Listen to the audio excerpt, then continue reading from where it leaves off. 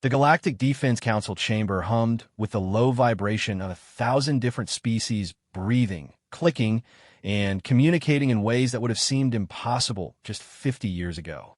Admiral Sarah Chun stood at attention in her crisp navy dress uniform, the only human among a sea of beings that represented civilizations spanning millions of light years. To her left, the towering Krillian ambassador shifted his crystalline form, refracting the chamber's light into dancing rainbows across the curved walls.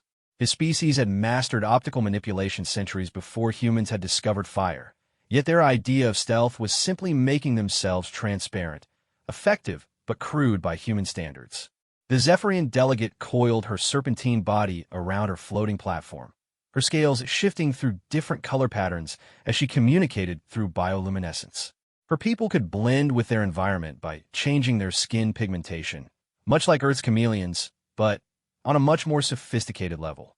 And then there are the Nexari, whose entire evolution had been shaped by their ability to phase partially out of the physical dimension. They considered themselves the ultimate stealth specialists in the galaxy, able to walk through walls and become completely undetectable to most sensors. Admiral Chun had been invited to this gathering not as an equal, but as a curiosity. Humanity had only recently achieved faster-than-light travel, and their admission to the Galactic Defense Council was more of a charitable gesture than recognition of their capabilities. The Sol system sat on the outer rim of civilized space, barely worth the fuel cost to visit.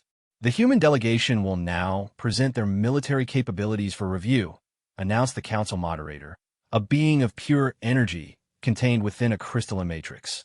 The translation device implanted behind Chen's ear converted the complex harmonic frequencies into understandable English. Chun stepped forward, her boots clicking against the polished floor. She had prepared for this moment for months, knowing that humanity's future in a galaxy depended on proving they weren't just another primitive species seeking protection. Honored council members, she began, her voice carrying clearly through the chamber's acoustic design. Humanity offers our expertise in terrestrial combat, space warfare, and specialized military operations. A sound that the translator interpreted as laughter rippled through the chamber. The Krillian ambassador's crystal form chimed with amusement.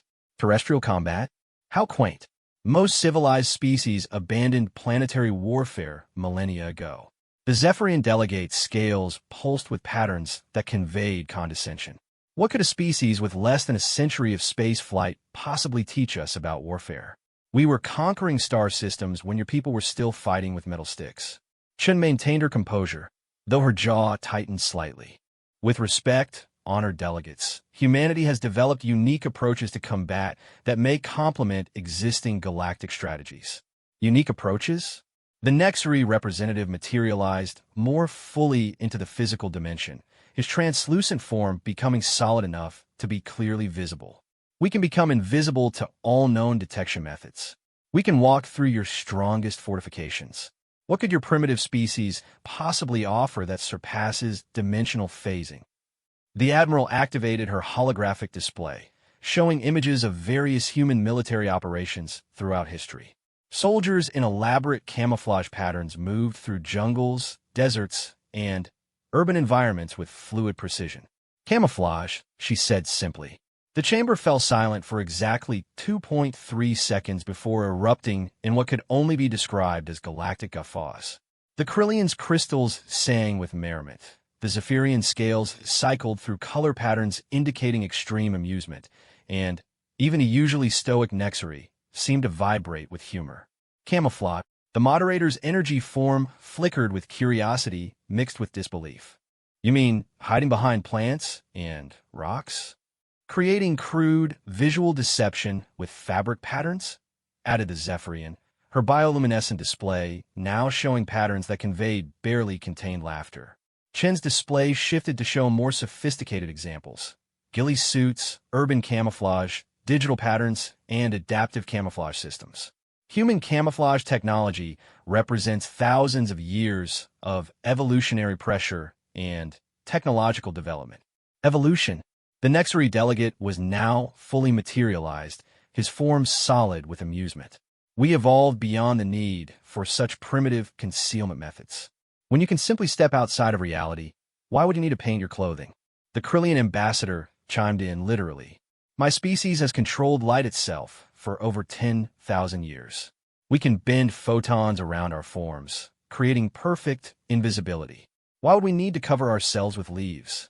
Admiral Chun felt the weight of humanity's future settling on her shoulders. She had anticipated skepticism, but the level of dismissal was beyond her worst projections. Our approach to concealment involves more than simple visual deception. It encompasses psychological warfare, environmental integration, and adaptive strategy. Psychological warfare through hiding. The Zephyrian scales now displayed what the translator indicated was the equivalent of rolling eyes. How wonderfully primitive. The moderator's energy form pulsed thoughtfully. While we appreciate humanity's enthusiastic participation in galactic defense, perhaps your species would be better suited to support roles. Transport, logistics, basic maintenance duties. The implication hung in the air like a toxic cloud. Humanity was being relegated to the galactic equivalent of janitor duty. We understand that human military doctrine seems rudimentary compared to your advanced capabilities, Chun said carefully. However, I respectfully request the opportunity to demonstrate our methods in a practical setting. A demonstration? The Nexari delegate seemed intrigued despite his amusement. What could you possibly demonstrate that we haven't already mastered? Allow me to bring one of our specialists to show you firsthand how human camouflage operates in real combat scenarios, Chin proposed. The council members exchanged communications in their various forms, light patterns, harmonic frequencies, and dimensional fluctuations that spoke of beings discussing something they found tedious but potentially amusing. The moderator finally responded. Very well. The council will allow this demonstration. But understand, Admiral Chun, that this is likely humanity's final opportunity to prove its worth to the galactic community. If your specialist fails to impress, the Sol system will be classified as a protectorate requiring constant supervision. Chun felt a cold knot form in her stomach. She had gambled everything on this moment, and now she needed to deliver results that seemed impossible given the advanced capabilities of their galactic peers. I understand completely, she replied. I'll have our specialist here within 72 hours. As the session ended and the various delegates dispersed, Chin remained in the chamber, staring at the holographic display that still showed images of human soldiers in various camouflage patterns. To every other species present, these images represented primitive attempts at concealment that paled in comparison to their natural or technological advantages. But Chin knew something they didn't. She had served alongside Special Forces operators who could disappear in plain sight, who could move through enemy territory like ghosts, who could remain undetected while observing targets for days or weeks at a time. Human camouflage wasn't just about hiding. It was about becoming one with the environment in ways that even the most advanced alien technology couldn't replicate. The real challenge would be convincing a galaxy of supremely confident species that they had something to learn from what they considered the most primitive approach to stealth in known space. She activated her communication device and sent a priority message to Earth. Send me Chief Petty Officer Marcus Rodriguez. Send him now.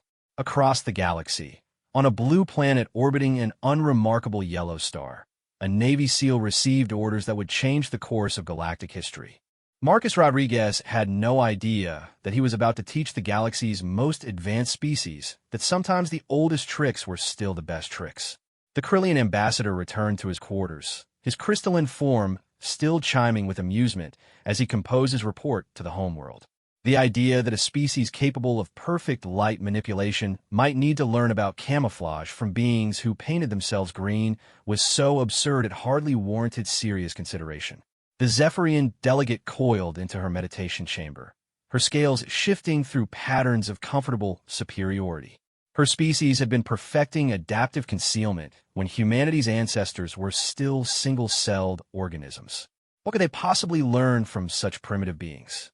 The Nexari representative phased back to his dimensional anchor point, still amused by the encounter. A species that needed to hide behind physical objects when they could simply step outside of normal space-time was almost pitifully backward. None of them considered the possibility that their advanced abilities might be their weakness.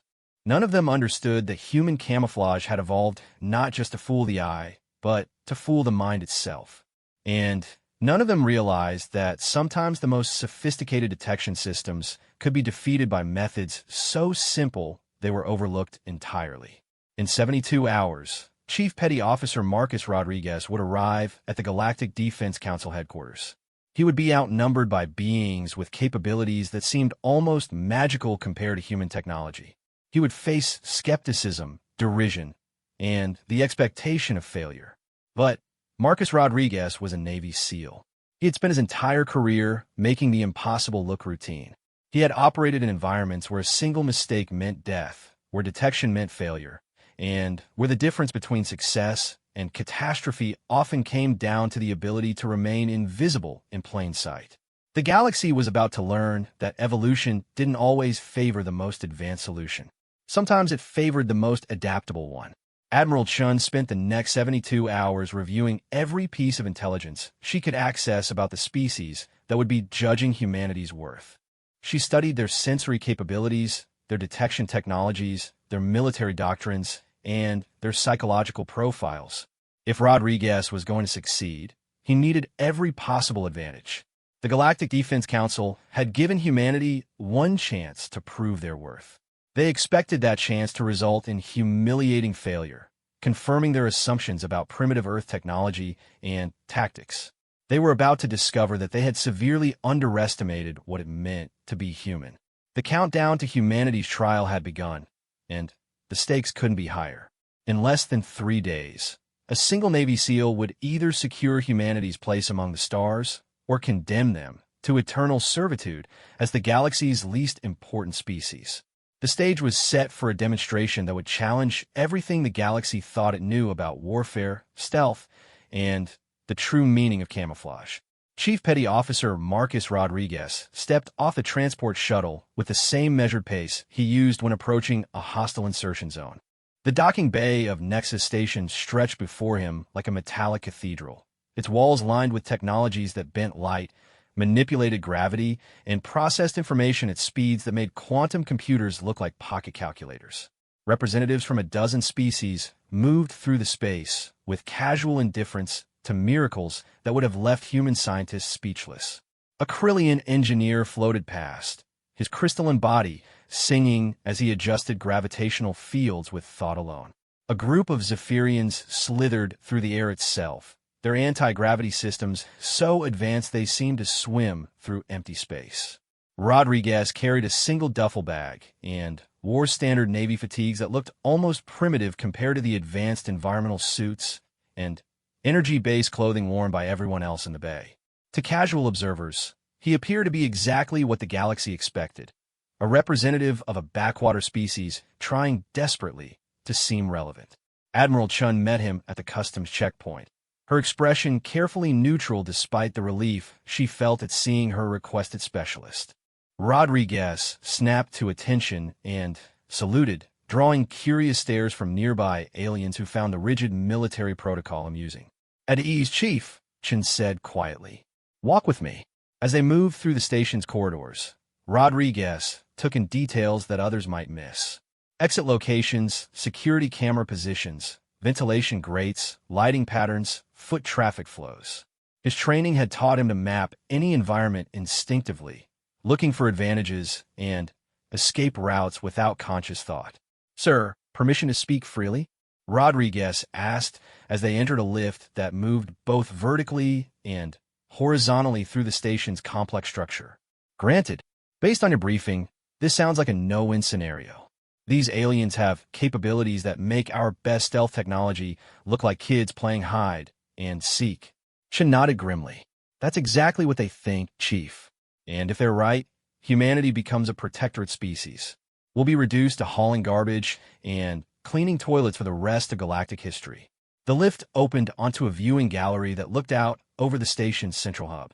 Hundreds of species went about their business in a three-dimensional maze of platforms, walkways, and floating transit pods. The sheer scale of galactic civilization was overwhelming.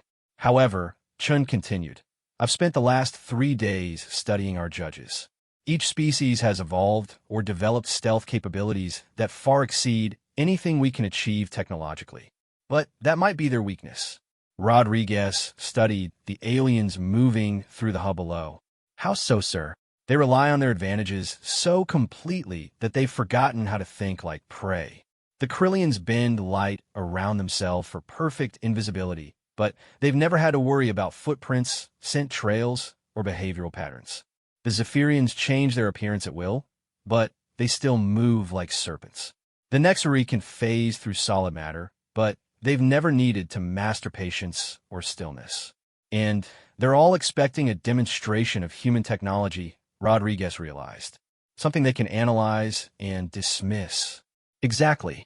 But what if we show them something that isn't technology at all? Rodriguez allowed himself a small smile. You want me to ghost them the old-fashioned way? I want you to disappear so completely that beings who can see through walls and detect quantum fluctuations won't be able to find you. Think you can handle that, Chief? Sir, with respect, I once spent 18 hours motionless in a Taliban compound while enemy soldiers used my hide position as a rest stop. If these aliens think they know what camouflage means, they're about to get educated. They continued to Rodriguez's assigned quarters, a small but comfortable space that seemed almost luxurious compared to some of the places he had operated.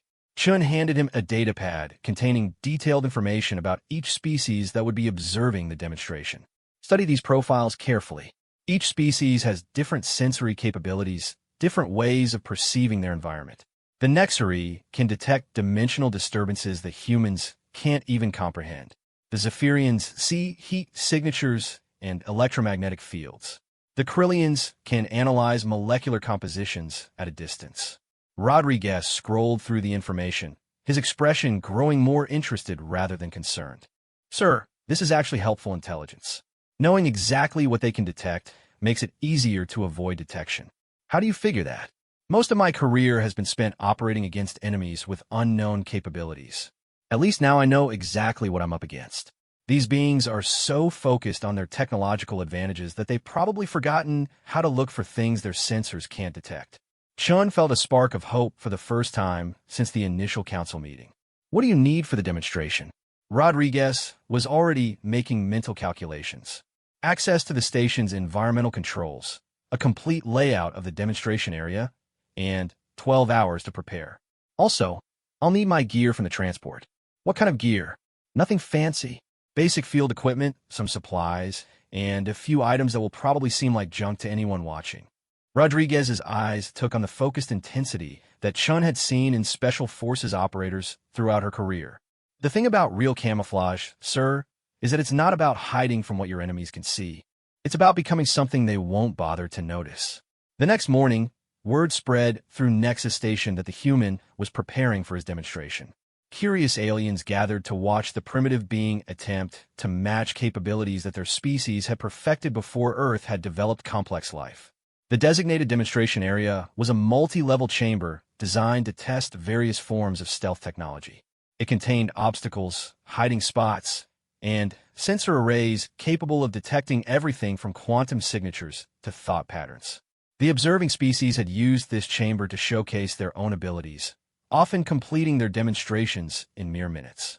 The Krillian delegation arrived first, their crystalline forms chiming with anticipation. To them, stealth was a matter of manipulating photons and electromagnetic radiation. They could bend light around objects so completely that they became invisible to any optical detection system. The idea that a human with primitive equipment could challenge this capability was amusing. The Zephyrians slithered in next, their scales already shifting through preview patterns of the camouflage techniques they expected to observe. Their species had evolved adaptive concealment that could fool almost any biological visual system. They were curious to see what crude mimicry the human would attempt. The Nexari representatives phased into existence within the observation deck, their translucent forms barely visible even in their fully materialized state. They could step outside normal space-time, becoming completely undetectable to any sensor designed to function within normal physics. Nothing the human could do would impress them. Admiral Chun stood with the council moderator, trying to project confidence while privately wondering if she had just condemned humanity to galactic servitude. Rodriguez had been in the chamber for 6 hours, and she had no idea what he was doing. The human has been granted access to basic environmental controls, the moderator noted, its energy form flickering with curiosity. He has also distributed what your species would call trash throughout the chamber. Trash? Chen asked, though she suspected she knew what Rodriguez was actually doing. Organic debris, discarded materials, common items that serve no apparent purpose. Our analysis suggests these items have no technological value whatsoever. The Krillian ambassador's crystals sang with amusement. Perhaps he intends to build a nest? Many primitive species create crude shelters when threatened. The Zephyrian delegate scales pulsed with condescending patterns. Or maybe he plans to throw rocks.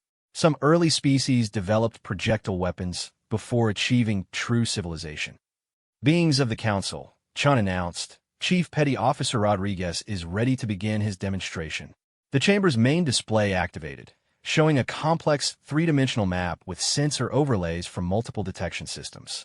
Every square meter was monitored by devices capable of detecting movement, heat, electromagnetic signatures, quantum fluctuations, and dimensional disturbances. If anything larger than a microbe moved through that space, it would be immediately identified and tracked. The objective is simple, Chen explained. Chief Rodriguez will attempt to move from the chamber's entry point to the exit without being detected by any of the monitoring systems. All of the monitoring systems?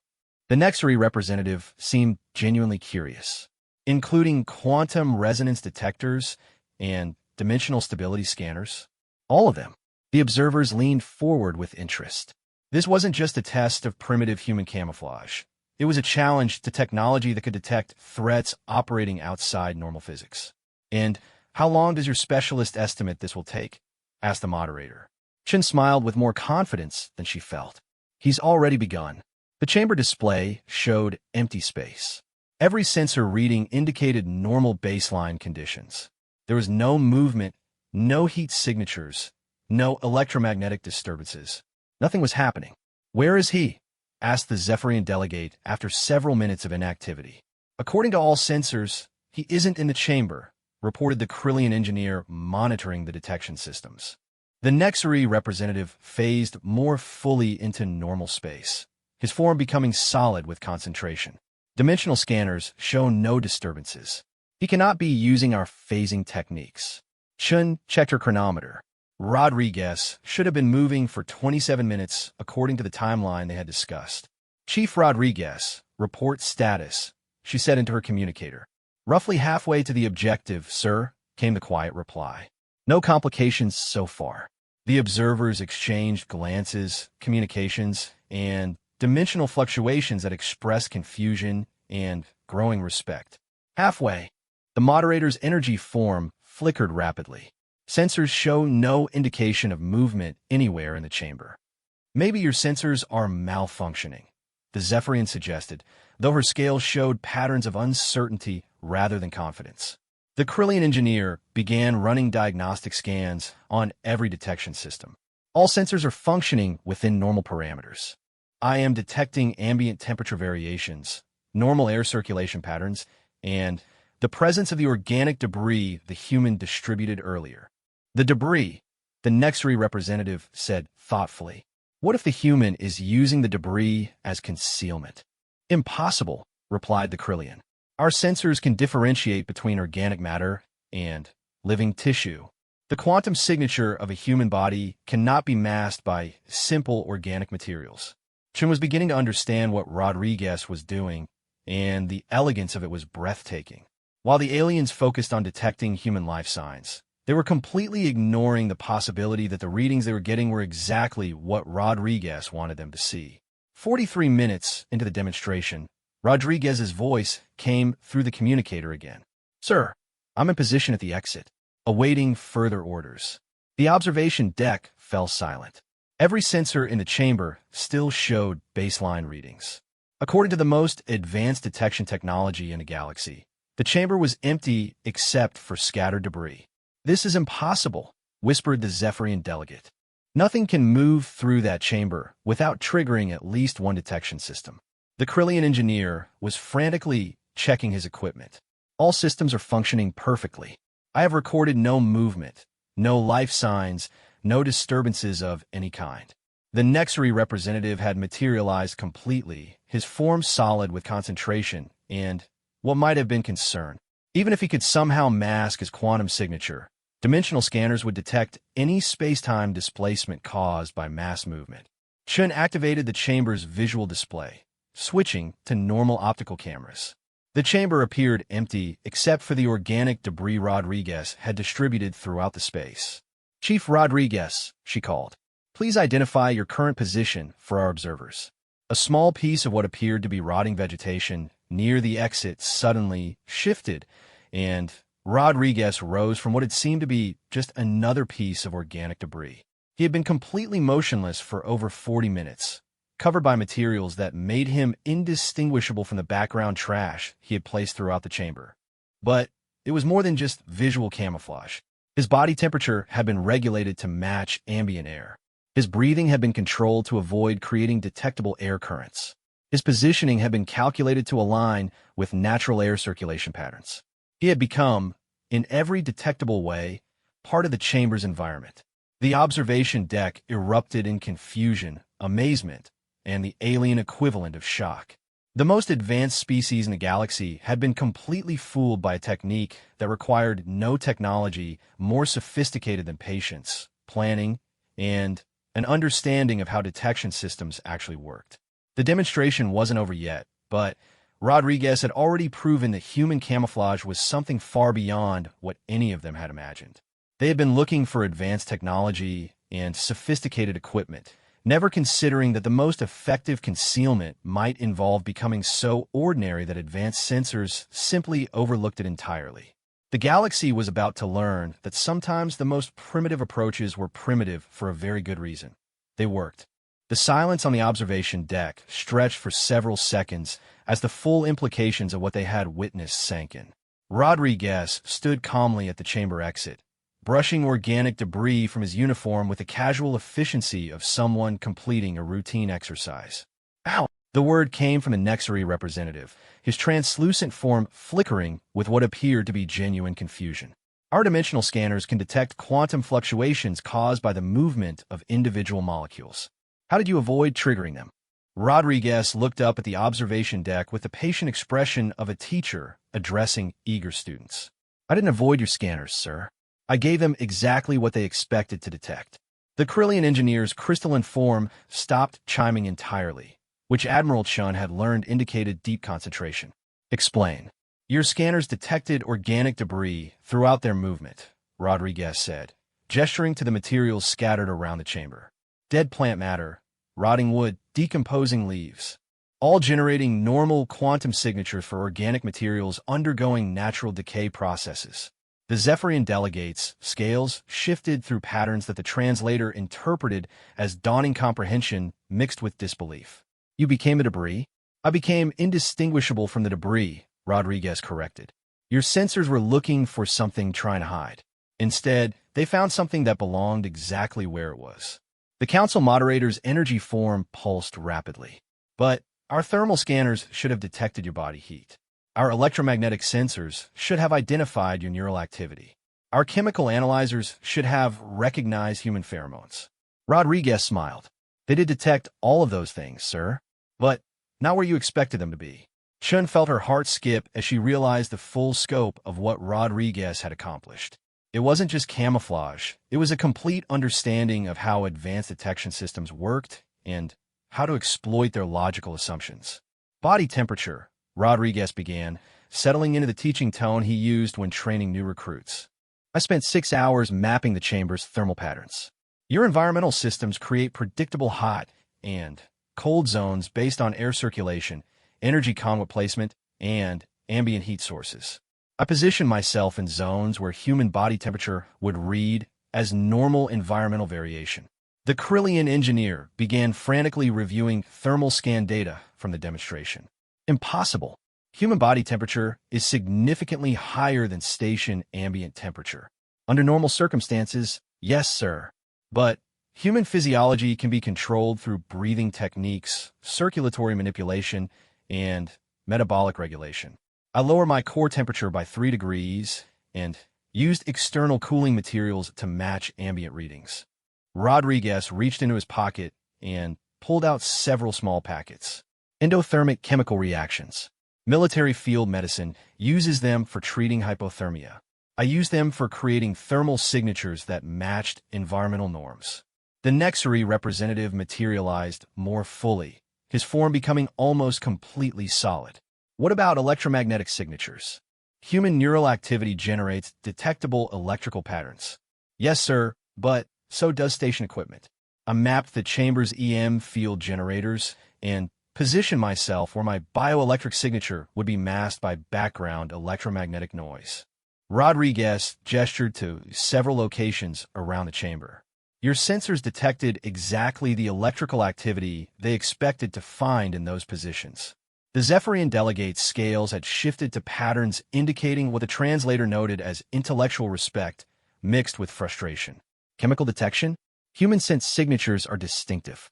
Again, yes, ma'am, under normal circumstances. But I spent the preparation time introducing trace human chemicals throughout the chamber. Not enough to trigger contamination alerts, but enough to create a baseline presence that masked my actual location. Rodriguez held up a small container. Basic field sanitation kit. Every special operations soldier carries scent maskers for exactly this purpose. Chen watched the alien observers with growing satisfaction. These beings who could manipulate light, phase through dimensions, and detect quantum fluctuations were being systematically educated about the difference between advanced technology and advanced technique.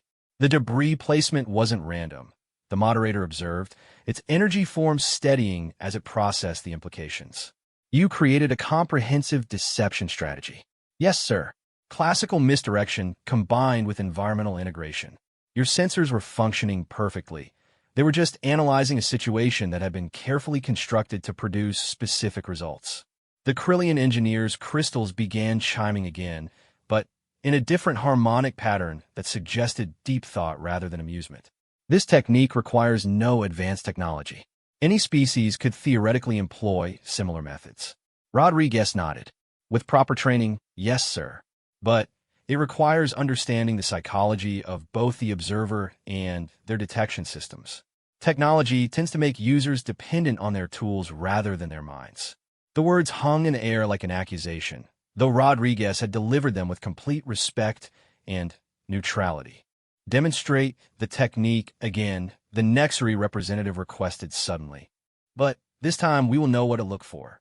Rodriguez glanced at Admiral Chun, who nodded approval. Yes, sir. Any specific parameters? The same chamber, but with active observation from all three species. We will use our natural senses as well as technological detection. Understood, sir. How long should I remain concealed? The observers exchanged communications before the moderator responded. Until we locate you or concede the demonstration. Rodriguez nodded and moved back into the chamber. This time, however, the observers descended from the deck to take positions around the test area. The Krillians arranged themselves to optimize their light manipulation abilities, creating overlapping fields of enhanced optical detection. The Zephyrians spread throughout the chamber, their heat-sensing capabilities covering every possible hiding spot. The Nexary representatives positioned themselves at dimensional intersection points where their phasing abilities could detect even minute space-time disturbances. Begin when ready, announced the moderator. Rodriguez surveyed the chamber, now filled with some of the most advanced beings in the galaxy actively searching for him. To most observers, this would have seemed impossible.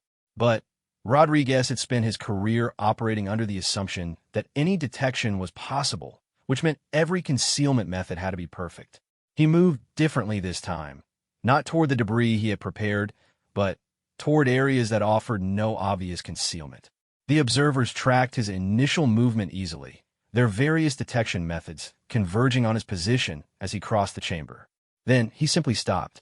The Krillian nearest to him continued scanning the area where Rodriguez had been, but their light manipulation abilities found nothing to reflect or refract.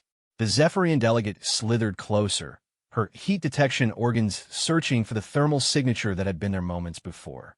The Nexary representative phased through the space Rodriguez had occupied, finding no dimensional disturbance that would indicate concealment. Where did he go? The Zephyrian asked, her scales shifting through patterns of confusion.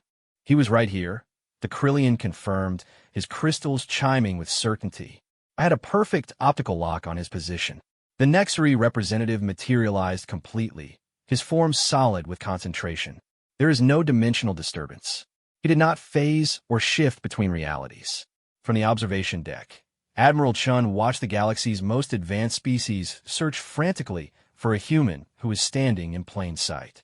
Rodriguez had moved to a position directly between two light sources, creating a shadow zone that the Krillians' enhanced vision couldn't penetrate because they were unconsciously filtering it out as unimportant. He had positioned himself against a surface that matched his body temperature, negating the Zephyrians' thermal detection. And he had chosen a location at the intersection of dimensional stability fields, where the Nexari's phasing abilities created a natural blind spot in their perception. But more than that, he was standing perfectly still in a posture that matched the chamber's architectural elements. To casual observation, he appeared to be a structural component rather than a living being. 20 minutes passed.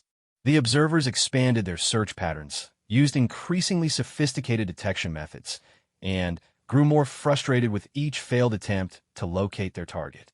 "This is impossible," the Zephyrian delegate announced. "He cannot have simply vanished." "Agreed," chimed the Krillian engineer. "Our combined detection capabilities should be able to locate any physical entity within this chamber." The Nexari representative was systematically phasing through every cubic meter of space, searching for any anomaly that might indicate concealment. "There is no dimensional displacement anywhere in this area." Rodriguez chose that moment to speak. "I'm standing right here," he said calmly. All three species converged on the source of the voice, only to find themselves looking directly at Rodriguez, who was positioned exactly where he had been for the past 20 minutes. The realization hit them simultaneously. They had been looking at him the entire time without recognizing him. But how? The Nexari representative's form flickered with confusion. "We examined that exact location multiple times." "You examined it, but you didn't see it," Rodriguez explained.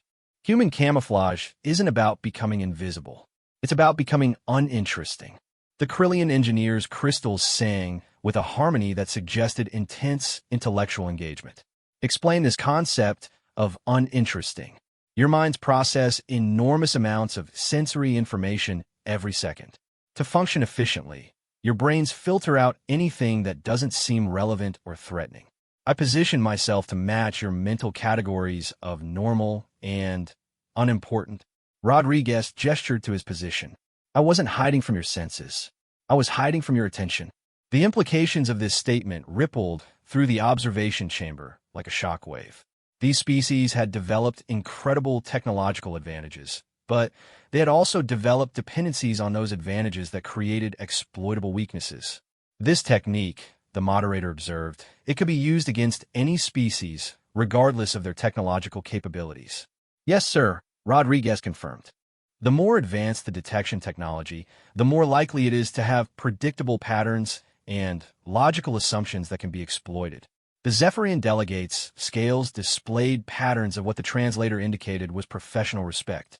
"You have essentially weaponized psychology." "In a sense, yes, ma'am.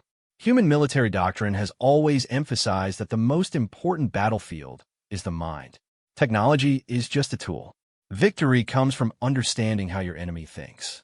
The council members were beginning to realize that they had drastically underestimated not just human camouflage techniques, but human military thinking in general.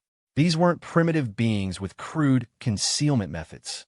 These were sophisticated warriors who had developed psychological warfare techniques that could neutralize any technological advantage. "One more demonstration," the Nexari representative requested, his form now completely solid with intense focus. "But this time, we want you to conceal another person using your techniques."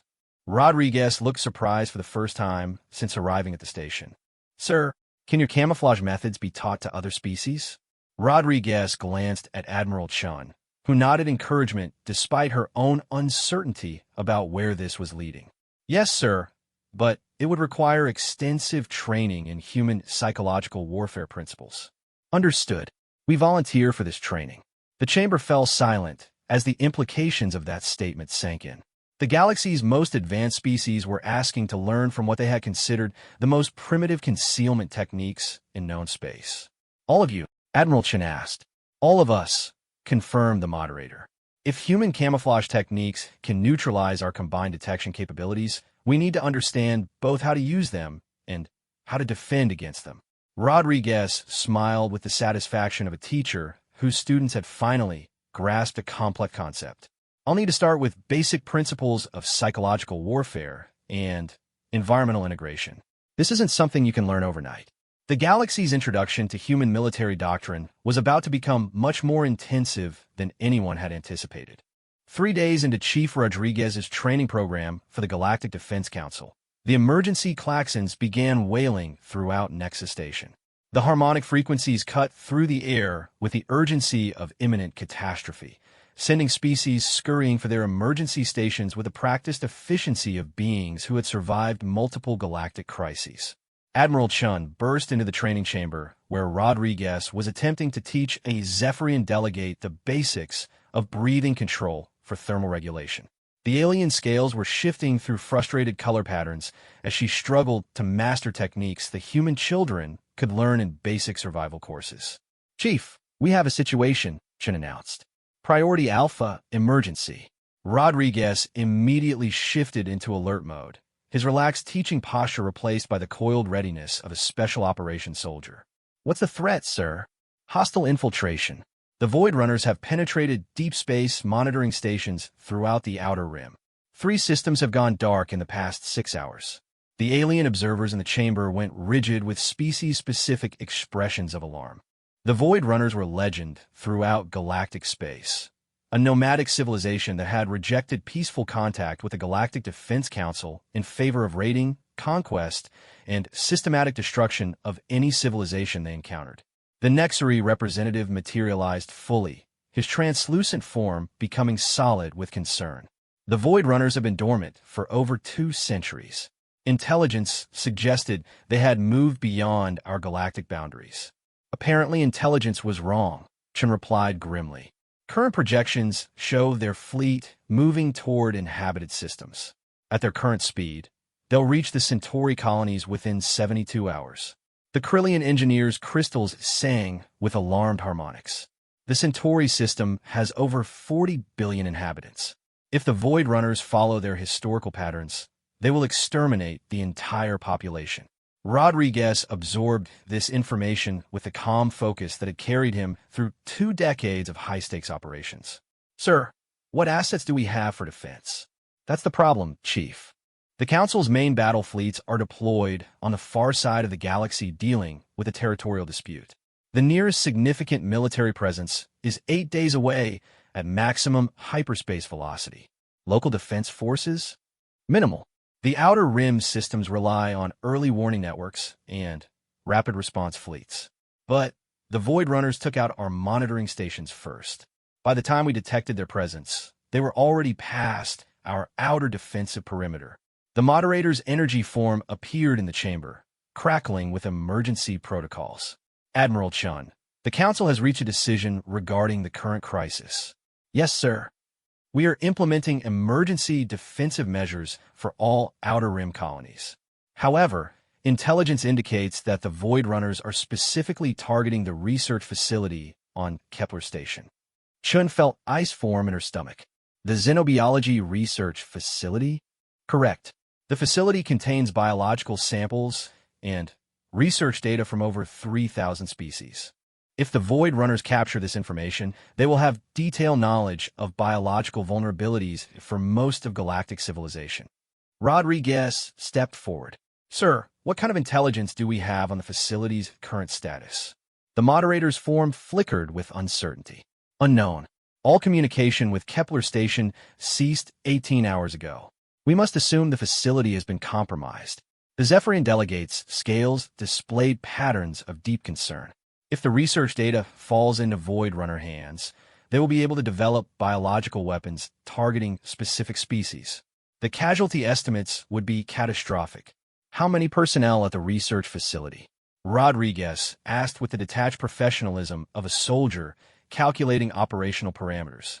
Approximately 400 scientists and support staff from 12 different species, the moderator replied, plus an unknown number of Void Runner infiltrators.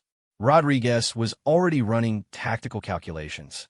Sir, request permission to volunteer for reconnaissance and potential hostage rescue. The chamber fell silent. The alien observers stared at Rodriguez with expressions that ranged from confusion to outright disbelief. Chief, Admiral Chun said carefully, this isn't a training exercise. The Void Runners are considered the most dangerous military force in known space. Their technology is centuries ahead of anything the Council has encountered. Understood, sir. But they've never encountered human camouflage techniques. The Nexery representative spoke with what sounded like genuine concern. Rodriguez, you would be operating alone in a hostile environment against enemies with capabilities we don't fully understand. This is not a practical application of the techniques you have been teaching us. With respect, sir, this is exactly the kind of situation these techniques were developed for. Rodriguez's voice carried the quiet confidence of a professional who had operated in impossible circumstances before. The more advanced the enemy, the more likely they are to depend on their technological advantages. That dependence creates opportunities. The Krillian engineer's crystals chimed thoughtfully. You believe you can infiltrate a facility that has been secured by the galaxy's most dangerous military force. I believe I can get inside, assess the situation, and gather intelligence on enemy capabilities and positions. Whether I can accomplish more than that depends on what I find.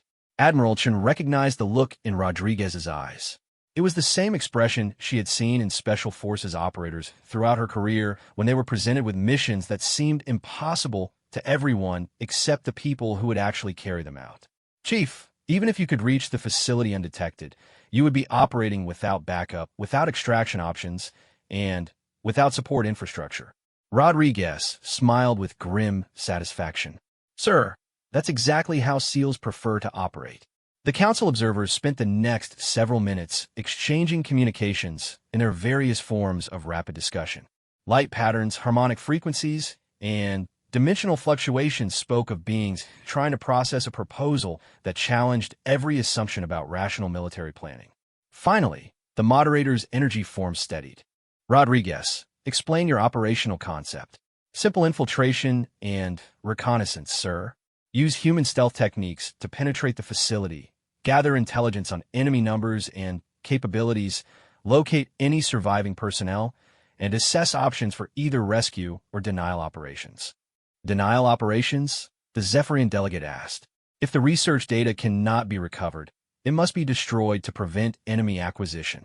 The cold military logic of that statement sent uncomfortable ripples through the alien observers. Most galactic species had evolved beyond the harsh necessities that humans considered routine aspects of warfare. What equipment would you require? The moderator asked. Rodriguez was already mentally assembling his kit list. Basic field gear, demolition charges, communication equipment, and about 48 hours to study facility blueprints and enemy capabilities. That's all. Advanced technology would just give the enemy more ways to detect me, sir. This mission requires minimal signature infiltration. Admiral Chun felt the familiar mix of pride and terror that came with watching someone volunteer for an operation that would either become legendary or result in certain death. Chief, you understand that if you're captured, the Council cannot acknowledge or support rescue operations? Understood, sir. Standard deniable operations protocols.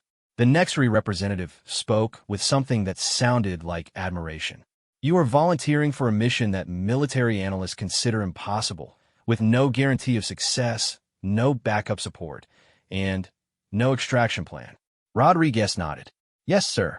That's why it might actually work. The alien observers exchanged another round of rapid communications before the moderator announced the decision. The Council approves this operation. You will be provided with complete facility schematics, all available intelligence on Void Runner capabilities, and transportation to the target system. Thank you, sir. When do I leave? Immediately. A fast courier vessel is being prepared for departure. As the meeting dispersed and Rodriguez headed to collect his equipment, Admiral Chen caught up with him in the corridor.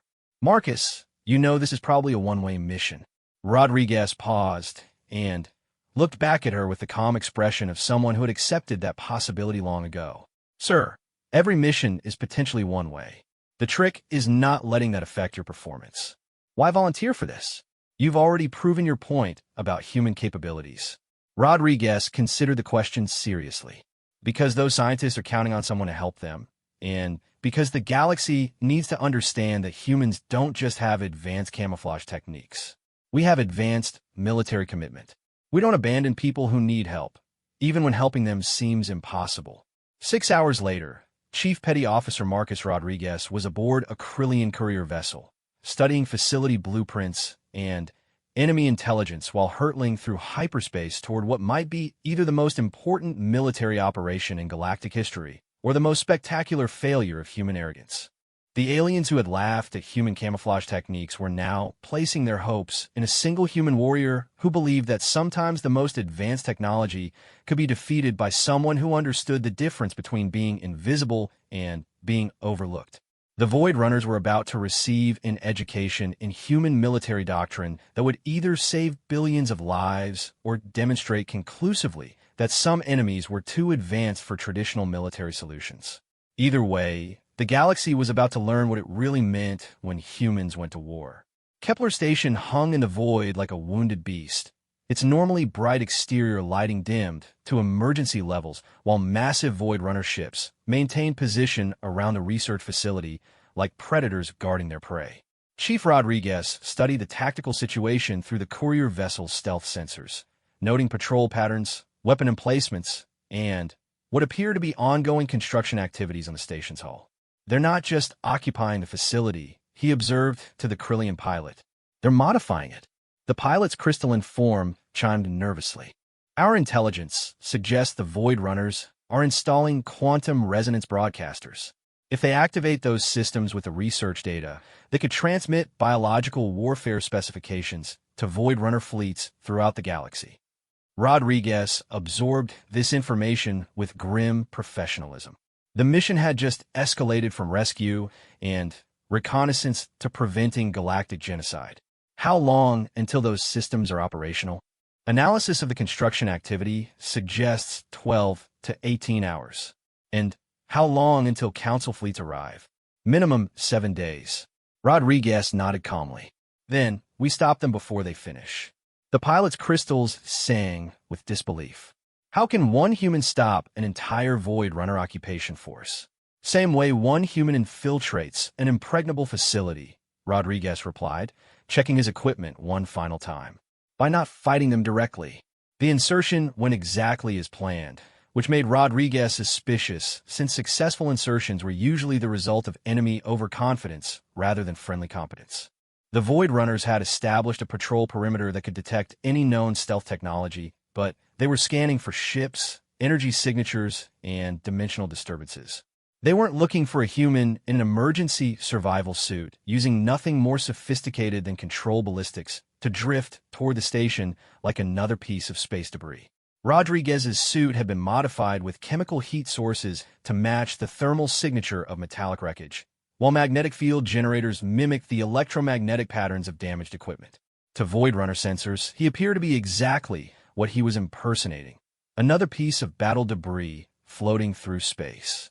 The station's outer hull had been damaged during the initial assault, creating multiple breach points that the Void Runners had sealed with temporary atmospheric barriers. Rodriguez selected a breach point in the research section that showed minimal activity, hoping to avoid immediate contact with hostile forces.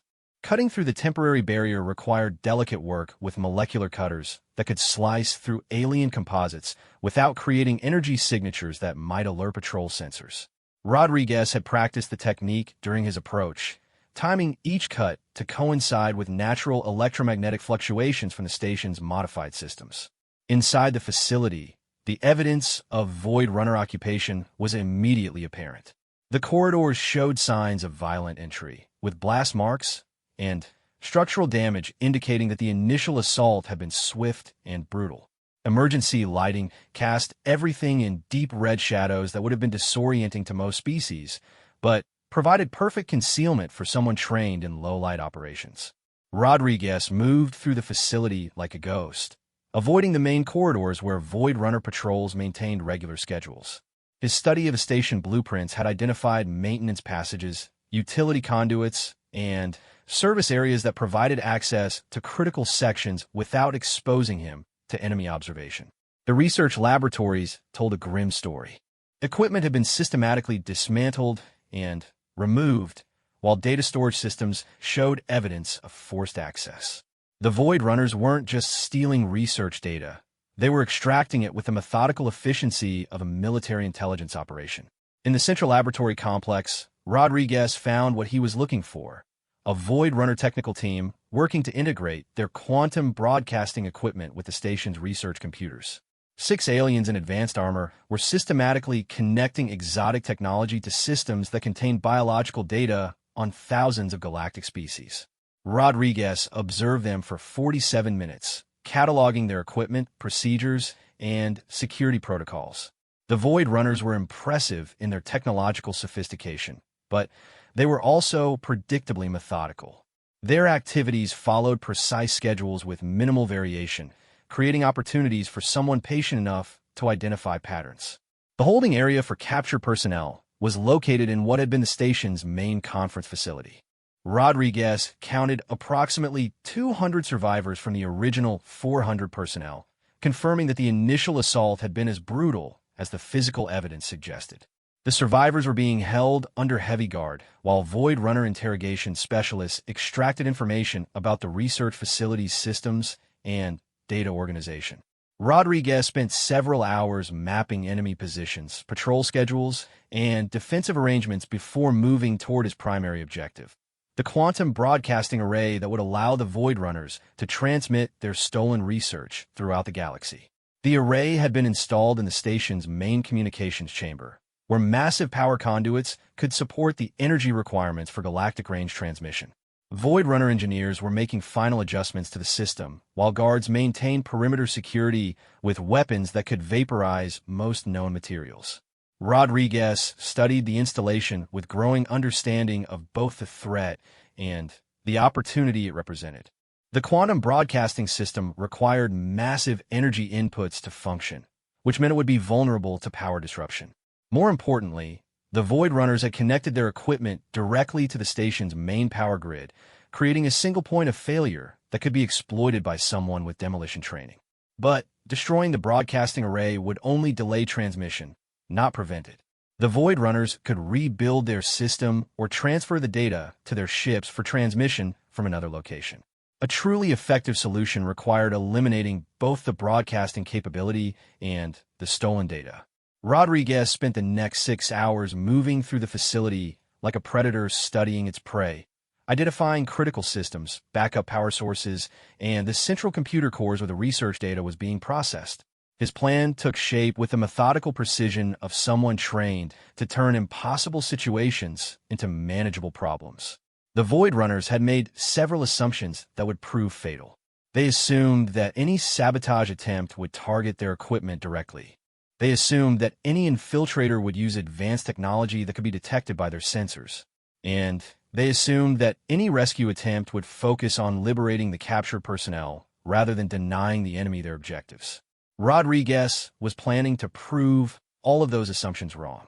The operation began at the shift change for the Void Runner guards, when patrol patterns created a 17-minute window with minimal surveillance coverage in the power distribution center.